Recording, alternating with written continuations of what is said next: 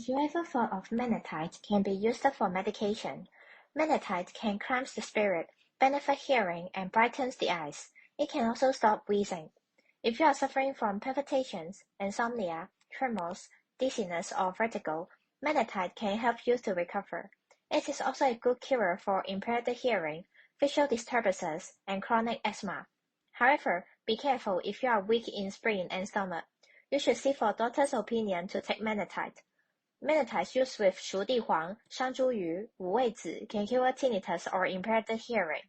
Using with 朱砂 and 神曲 is another common medication, which can diminish the visual acuity as in cataracts, usually accompanied by irritability.